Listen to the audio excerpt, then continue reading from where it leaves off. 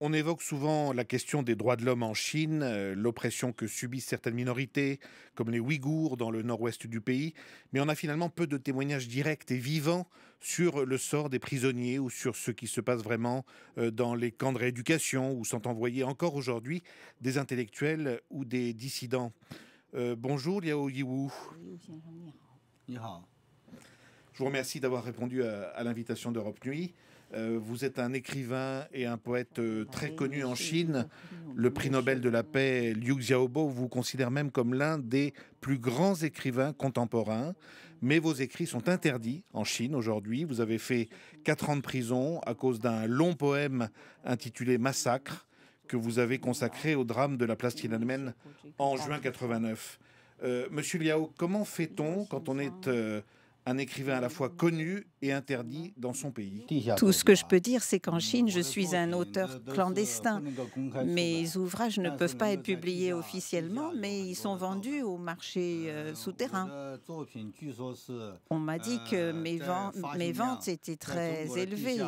Il paraît que mes ventes correspondent à peu près à la troisième position. La première position, c'est les romans porno. La deuxième position, ce sont les secrets politiques. Et puis en troisième position, ce sont mes œuvres. 上帝是红色的，récemment, j'ai 他 publié 在 un livre 因 qui 为 s'appelle 他 Dieu 写 est 的是 rouge. 中国的 Et 中国 comme 的 il 这 parle 这 de 些 la 这 répression 些 des 基 chrétiens 督教 chinois, 受难的这么一些 tous les 经历， chrétiens veulent 所 le 以 lire, 说 ce 他 livre. 在他被每一个 Il 地 est 下 très 教会的 répandu 翻 dans 译， les usines, dans les 最 églises 近他是 clandestines. 名列第一了。Alors, il faut préciser que vous vivez en Allemagne depuis 2011. Vous avez choisi l'exil, vous êtes parti. En fait, vous avez choisi l'exil ou on vous a forcé à partir? 是保持很多 À 联系。 Berlin, j'arrive quand même à garder le contact avec mes amis en Chine. Il y a beaucoup d'amis qui me contactent. Il y a eu même un message qui m'est parvenu de Liu Xiaobo qui est en prison. Et il a réussi, grâce à l'intermédiaire de pas mal d'amis, à me faire passer un message. Et donc, j'ai écrit au New York Times, à d'autres journaux. J'ai fait part de ce message du prix Nobel de la paix qui est actuellement en prison. 几乎是提醒了这个世界。 Et le message, c'est en quelque sorte de ne pas oublier les prisonniers politiques qui croupissent en Chine. Et finalement, ce que je peux faire à l'étranger, c'est plus important que ce que je pouvais faire en Chine. Mais ma question, c'était, est-ce qu'en 2011, c'est vous qui avez pris la décision de partir en exil, de quitter la Chine, ou ce sont les circonstances et d'une certaine manière peut-être des pressions du régime qui vous ont forcé à partir? 我当时是从中国和越 À 南的边 l'époque, je 境， me suis échappée de la Chine par la frontière vietnamienne. On peut dire que j'ai fait une évasion et j'ai obtenu l'aide de la mafia, sinon je n'aurais pas pu partir. Je n'avais pas le choix. Et finalement, à partir du Vietnam, j'ai rejoint l'Allemagne et maintenant je suis en Allemagne. Il m'avait dit que si je publiais l'Empire des Ténèbres à l'étranger, il me remettrait en prison pour au moins 10 ans. Et moi, je voulais la liberté, donc je suis partie. Dans l'Empire des Ténèbres, qui est donc le livre qui fait le récit de votre détention de 4 ans. Vous parliez tout à l'heure de vos amis chinois qui vous envoient des messages, qui vous parlent des prisonniers sur place. C'est comme ça que vous arrivez à être informé aujourd'hui sur la réalité de la société chinoise, sur ce qui se passe, sur ce que fait le régime? 中国的今天的中国社会抓了很多人，一 Pour 方 le 面是 moment, 在抓了很多贪 en 官， Chine, 另 il 外 y 一 a 个 beaucoup 抓了 d'arrestations 我 en 的 tout 很 genre. 多 On 朋友 arrête des 这个 corrompus, 是 on arrête de 他们说 nombreux 过去 opposants, on 这 arrête 10 mes 来年 amis. 是抓人抓的最多的。 Durant ces 10 dernières années, on peut dire que cette année-ci, l'année dernière, c'est la pire année. Il y a beaucoup de gens qui ont disparu. Par exemple, Gao Zhisheng, qui avait été arrêté au Xinjiang, qui a passé plus de 3 ans en prison sans qu'on sache où il était. Il y en a un autre, Guo Feixiong. On dit qu'il a été tellement torturé qu'il est maintenant handicapé. Alors vous êtes parti, donc rappelons-le, avant l'arrivée du nouveau régime et du président actuel Xi Jinping. Est-ce que les choses, vous venez de témoigner de tortures encore très récentes, mais est-ce que les choses ne sont pas en train de bouger doucement dans la société chinoise? Je prends 2 exemples. Internet, avec le développement du réseau chinois Weibo, qui est l'équivalent de Facebook, qui compte aujourd'hui plus de 400 millions d'internautes. Ça veut dire un Chinois sur 3. Un autre exemple, les comités de grève qui s'organisent dans les usines, qui permettent aux salariés de s'adresser directement aux autorités locales quand ils sont mécontents. Est-ce qu'il n'y a pas quand même certains progrès sur le plan de la société et de la vie sociale dans le pays?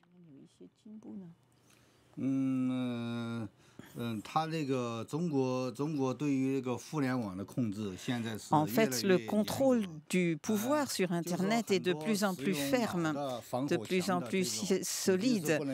Il y a beaucoup de systèmes qu'on ne peut plus utiliser, on ne peut plus accéder à des sites. Et en fait, on fait des plaisanteries là-dessus en Chine. On dit ceux qui réparent la grande muraille de Chine de l'Internet, comme si à chaque fois qu'on devait passer la muraille, il fallait donner un petit peu d'argent. Mais c'est aussi le gouvernement chinois qui perçoit ces sommes pour passer la muraille et voir ce qui s'écrit à l'extérieur. Quant aux tortures qui sont infligées aux Chinois en prison, on a eu beaucoup d'informations. Par exemple, il y a quelques années, Wang Lijun a raconté ce qui se passait. C'était un des policiers les plus élevés de Chine, des plus célèbres. Et lui-même avait peur d'être arrêté et d'être à son tour soumis à la torture. Donc, quand j'ai écrit L'Empire des Ténèbres, je parlais de la prison dans les années 90, mais j'ai l'impression que la torture dans les années 2000, c'est encore pire qu'à l'époque. Il y a des gens qui disent qu'à côté du consulat de Chine, du consulat des États-Unis, il y avait un restaurant. Et le patron du restaurant a dit « Mais comment ça se fait que même les poulets que je veux trucider s'enfuient dans le consulat des États-Unis ?» Alors, le patron du restaurant, il dit « Non seulement nos fonctionnaires veulent fuir au consulat américain, mais même les poulets veulent fuir au consulat américain. » L'image de la Grande Muraille que vous venez de prendre, ça veut dire que vous considérez que les internautes chinois sont totalement coupés, isolés du reste du monde, y compris pour communiquer sur la toile, qu'ils sont dans une espèce d'enclave totalement fermée, qu'il n'y a pas d'ouverture sur l'étranger? En fait, les internautes chinois ont beaucoup de mal à accéder à une véritable information. Ils utilisent toutes sortes de façons pour sauter par-dessus la muraille, comme on dit. Et quand ils arrivent en Occident, ils se rendent compte que les informations qu'ils avaient en Chine ne correspondent pas du tout à ce qu'ils découvrent quand ils viennent réellement à l'étranger. Mais malgré tout, dans les sous-sols de la Chine, il y a beaucoup de choses clandestines qui passent, des journaux piratés, des livres piratés. Par exemple, le livre qui sort maintenant, Dieu est rouge, c'est aussi piraté et c'est diffusé à travers la Chine. Donc les Chinois essayent par tous les moyens de s'informer, mais c'est difficile. Monsieur Liao, on l'a dit tout à l'heure, vous avez raconté votre détention au centre de Chongqing dans ce livre intitulé « Dans l'Empire des Ténèbres », qui vous a valu plusieurs prix, qui a été traduit en plusieurs langues, notamment en français. Je crois que c'est la 6e version finalement qui est parue parce que votre manuscrit a disparu plusieurs fois. Et l'ancien ministre de la Justice français, Robert Badinter, a dit à l'occasion du lancement de la version française, je crois que c'était il y a 2 ans, que ce récit qui fait plus de 600 pages faisait partie des grandes œuvres de la littérature carcérale, dans la lignée, a-t-il dit, de Solzhenitsyn et de Dostoïevski, 2 écrivains qui vous inspirent, qui vous ont inspiré. Est-ce que ça vous a fait plaisir d'entendre ce compliment de la part de l'homme politique qui a aboli la peine de mort en France?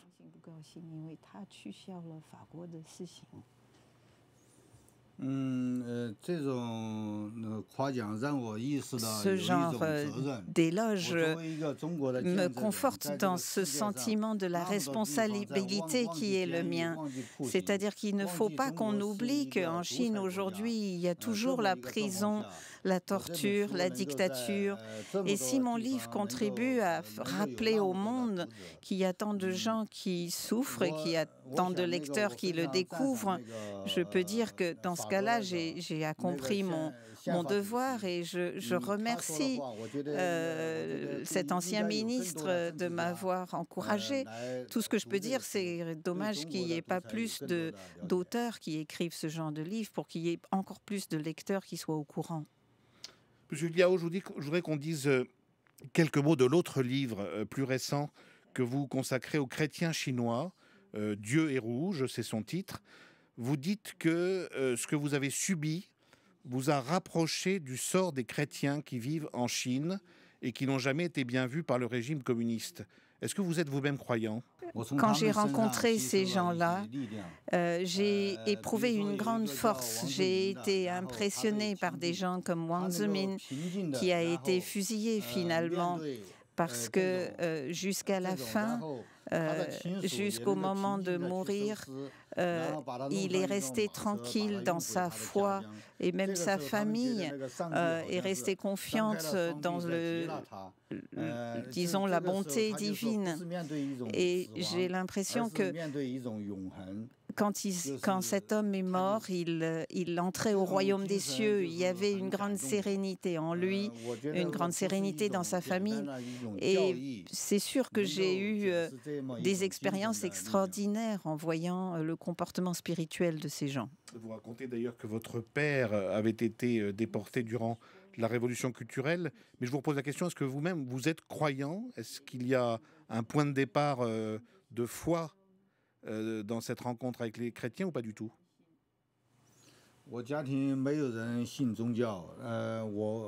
Dans ma famille, personne n'était croyant. La tradition en Chine, c'est une tradition littéraire. C'est pas la religion. Moi-même, je ne suis pas croyant. Dans ce livre, Dieu est rouge, c'est plutôt rapporter une partie de l'histoire chinoise. L'histoire du christianisme en Chine appartient aussi au peuple chinois. Et la dictature chinoise a trouvé tous les moyens pour essayer de les réprimer. Il est important que les Chinois soient au courant de ce que la dictature a tenté de faire contre eux. Un dernier mot, Monsieur Liao, les auditeurs qui vous regardent en ce moment en vidéo sur le site d'Europe 1 peuvent voir que vous avez le crâne complètement rasé et vous l'avez gardé comme ça depuis la prison il y a 20 ans. Hein. Pourquoi ? 一直立法，为什么？ 我当时坐牢一进去的话。 Au début, quand je suis entrée en Chine, en prison, on m'a coupé les cheveux. C'était une forme de punition. Et puis aussi, j'ai subi toutes sortes de punitions, comme par exemple une privation de sommeil pendant une vingtaine de jours. Et après, mes cheveux n'ont pas cessé de tomber naturellement. Et de plus, en prison, on se rase les cheveux 2 fois par mois. On a la tête complètement rasée. Donc c'est un peu un symbole à la fois des prisonniers, mais c'est aussi un symbole des bouddhistes. Les moines bouddhistes aussi se rasent la tête. Donc pour toutes ces raisons, je continue à me raser la tête. On peut donc mieux vous connaître et suivre votre parcours en lisant ces 2 livres imposants, Dans l'Empire des Ténèbres et Dieu est rouge, édité en France chez Books, dans la collection Les Moutons Noirs. C'est sûrement comme ça que vous voient les autorités de Pékin, comme un mouton noir. Merci beaucoup, Monsieur Liao, d'être venu sur Europe 1 à l'occasion de votre voyage à Paris. Et merci à Marie Holtzman d'avoir brillamment assuré la traduction de vos propos en simultané. Merci beaucoup. Merci.